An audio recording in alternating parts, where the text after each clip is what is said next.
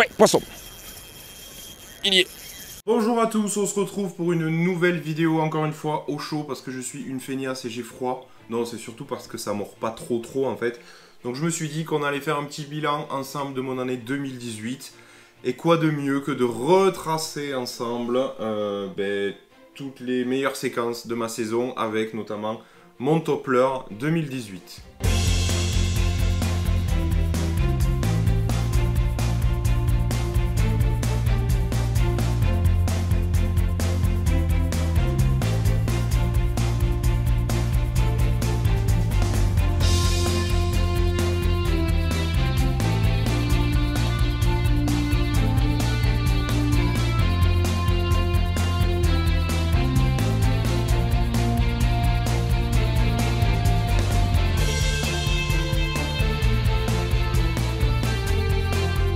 Alors mon Toppler 2018, il commence vraiment avec celui-ci. Si vous me suivez sur la chaîne, vous allez comprendre pourquoi.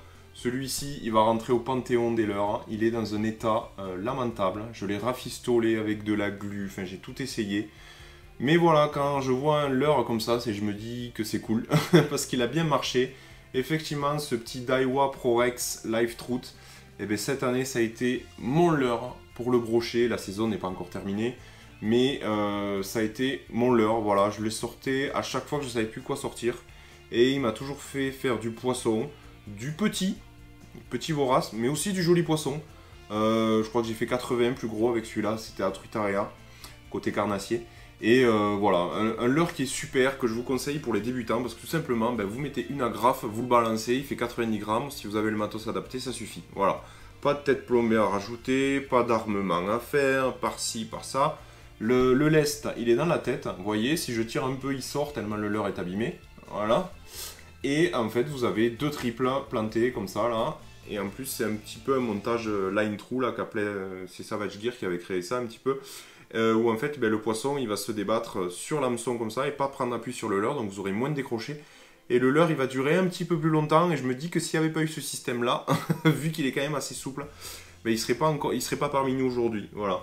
Donc clairement aujourd'hui mon coup de cœur pour la pêche du brochet en 2018. Pareil, sans hésitation, s'il fallait garder qu'un seul leurre pour le cendre cette année, c'est le Keitech Shad Impact 4 pouces. Il m'a fait vivre, je pense, une de mes meilleures sessions de pêche. C'était sur le lac de Parelou, en été. Alors oui, on pêche le cendre en hiver, soit, mais on le pêche aussi en été dans 3 mètres d'eau. J'avais mis une tête plombée de 7 grammes, vraiment pas lourd. Vraiment des animations sur le fond et je me suis fait dégommer. Ça a été court, mais ça a duré 45 minutes, 1 heure. Et pendant ce laps de temps, c'est-à-dire tous les 3 lancers, je faisais un poisson ou une touche.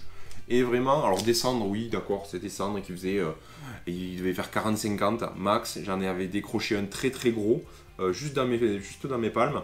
Mais il m'a fait vivre un super moment parce que grâce à ce leurre, et je dis bien grâce à ce leurre, parce que avant, après et pendant, j'avais changé, j'avais mis d'autres et ça ne marchait pas, du moins pas autant. Et grâce à ce leurre, j'ai vécu un de mes meilleurs moments, puisque j'ai enchaîné les touches, en veux-tu en voilà, des touches de cendre en plus, j'adore ça.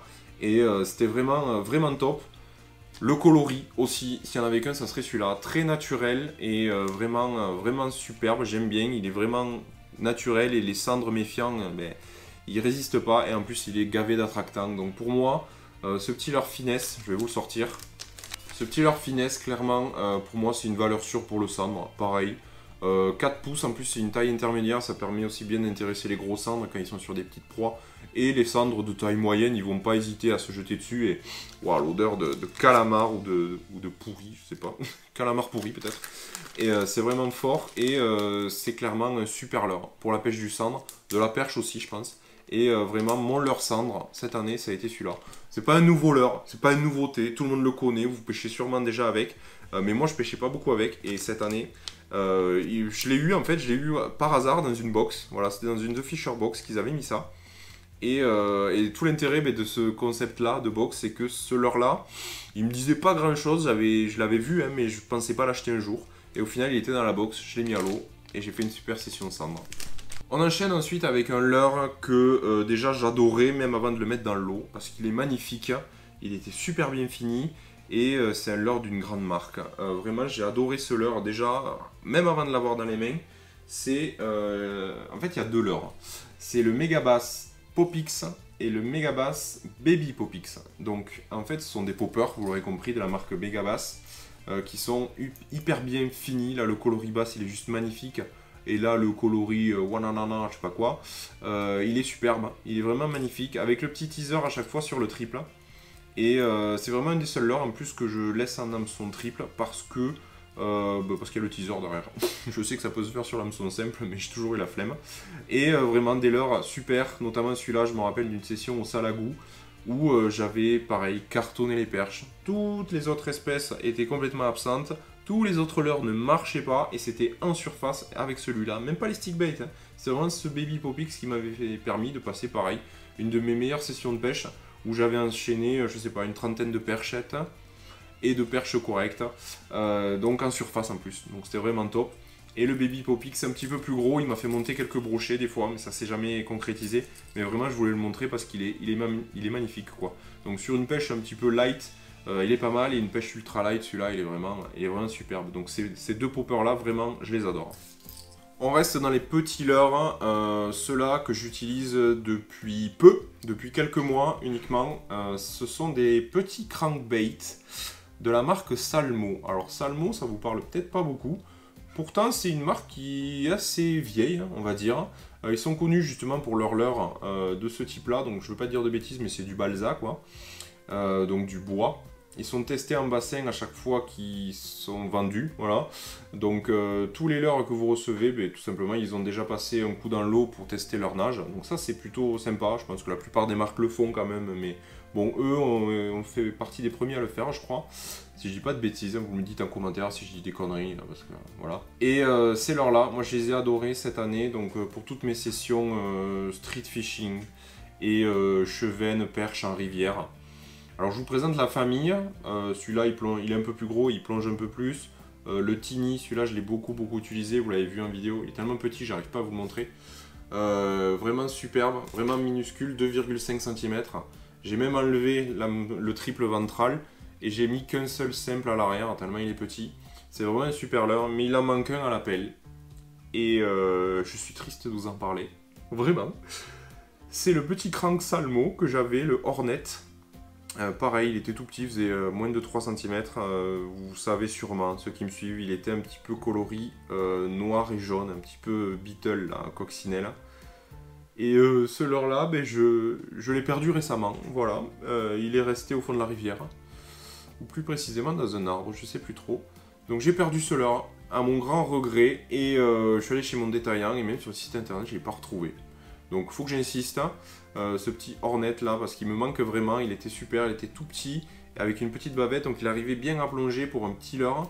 Et vraiment, j'ai fait des perches et des chevennes en quantité avec celui-là, c'était vraiment un super leurre. Donc vraiment les petits crankbait de la marque Salmo, cette année, ça a été vraiment mon coup de cœur. Et je pense que l'année prochaine, je vais les tester en taille plus gros, pour les grosses perches et le brochet. Ça peut être pas mal, ils ont des bons poissons nageurs, donc on va essayer un petit peu plus gros, sortir de l'ultra léger avec cette marque-là. Et en plus, gros avantage, j'allais oublier, ces leurres-là, franchement, si vous les comparez à d'autres marques, ils coûtent moitié moins cher. Donc, et ils prennent du poisson autant, voire plus. Donc, voyez, n'hésitez pas. Pour rester un petit peu dans les pêches où j'ai fait cette année de la rivière, du chevenne, tout ça, je voulais vous parler du petit micro jig. Voilà, un leurre que j'ai découvert aussi très récemment et qui m'a permis d'attraper mon premier barbeau. Un joli steak, et c'était vraiment top. Alors pareil, le micro jig qui m'a permis d'attraper le barbeau, voilà, il est capoute, il est resté au fond de l'eau. Donc c'est pour ça que je vous présente celui-là. Donc voilà, c'est un Hayabusa Shooting Ball Baby. Pareil, 1,8 g comme faisait l'autre. Et j'espère que celui-là va me permettre de continuer à attraper du barbeau parce que j'y ai pris vraiment du plaisir. Et c'est une pêche que je connaissais pas vraiment à gratter. Je vais beaucoup insister, notamment l'hiver. Ça peut marcher. Et même l'été, quand vous voyez les barbeaux sur le fond, vous voyez, c'est comme ça que je l'avais pris la dernière fois. Je leur ai lancé dans le courant. Et bim, un gros steak en ultra léger, ça fait plaisir. Donc le micro jig, je vais quand même le sortir. Voilà, le micro jig, donc c'est plus parlant comme ça. Et avec la petite brosse qui permet de pas trop s'accrocher au fond. Vous pouvez rajouter un petit trailer, un petit leurre souple derrière. Donc moi j'aime bien mettre une petite écrevisse ou des petits leurres de chez Fish Up. Ça là. Voilà, des petits leurres de chez Fish Up qui sont des espèces de petites créatures, de petites larves. En trailer, c'est pas mal. Les Tanta et Poupa, c'est pas mal ça. Et surtout parce que c'est gavé d'attractants, notamment fromage. Et pour les barbeaux, ben, c'est pas mal. Après aussi, j'ai quand même pas mal pêché le bass cette année. Et j'ai beau tout retourner sur les plans d'eau à basse où je vais, qui sont des endroits hyper pêchés. Où les poissons ils ont vu passer des tas et des tas de leurres. Il n'y a pas de secret, tout ce qui est des pêches agressives, tout ce qui est pêche puissante, tout ça, ça marche, mais ça marche pas tout le temps. Ça marche quand le plan d'eau s'est reposé pendant quelques jours, ça marche quand vous êtes le seul au bord de l'eau, et donc en gros ça marche pas tout le temps, parce que c'est des endroits surpêchés.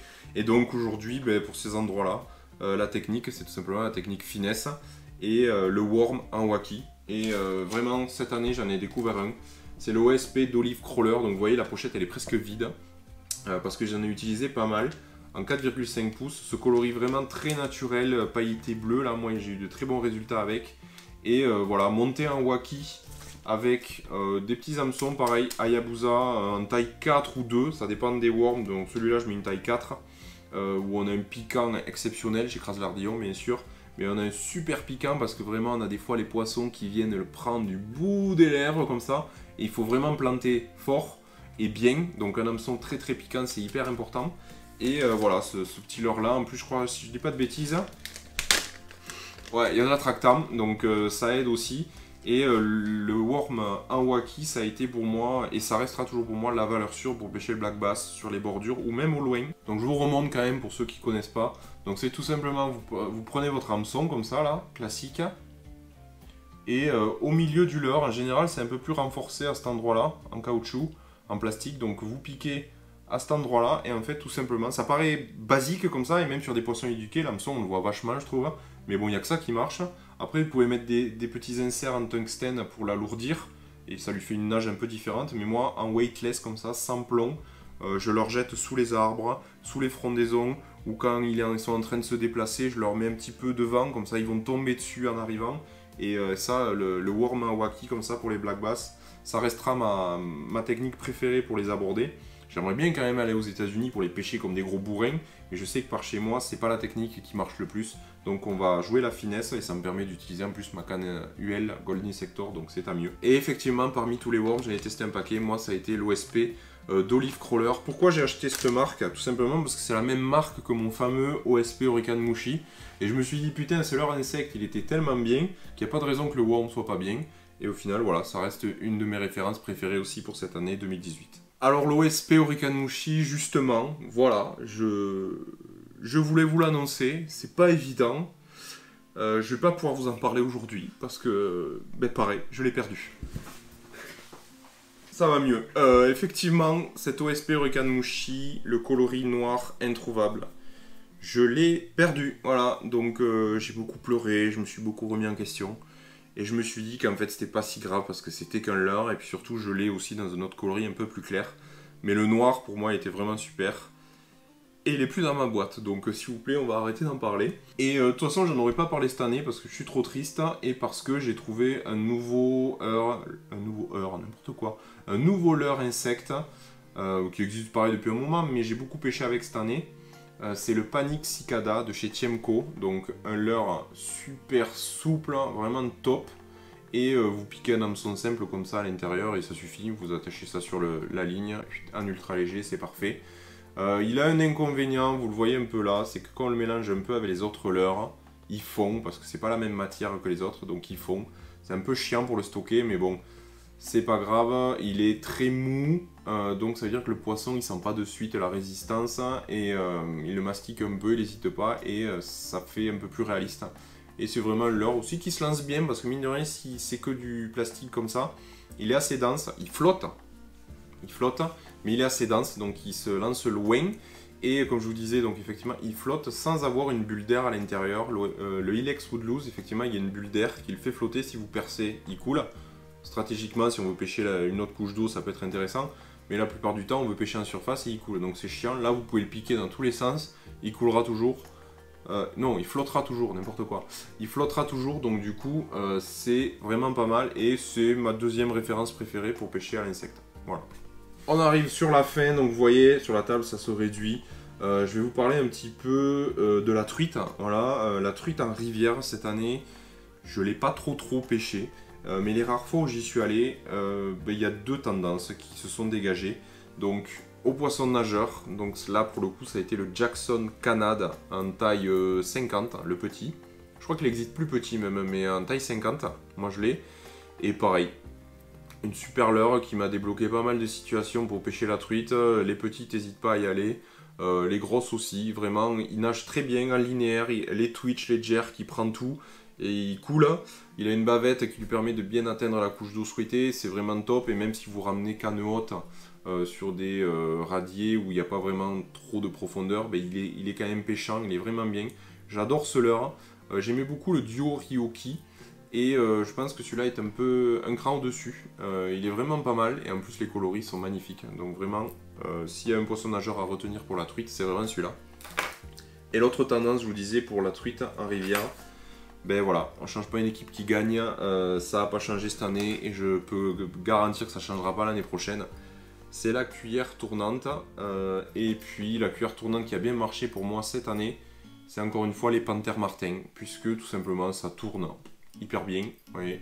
Dès que ça tombe dans l'eau, pouf, c'est en action de pêche, ça nage très bien, ça vibre très bien. Et après, il existe plusieurs coloris, mais moi je me prends pas la tête.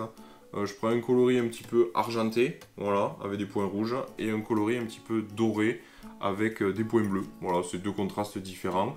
En fonction de la luminosité, je change. Et vraiment, ben, voilà, en taille, je crois que je ne veux pas dire de bêtises, mais je crois que c'est des tailles 4 grammes. Parce que plus bas ça sert à rien, ça coule pas, plus lourd c'est vraiment trop lourd. Et là la taille 4 grammes elle passe partout.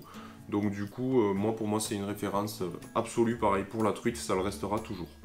Pour rester dans la truite, mais cette fois-ci de réservoir, parce que vous le savez, j'adore aller à Truitaréa chez Guillaume Vernet, c'est vraiment un super endroit, je m'éclate quand ça va pas trop.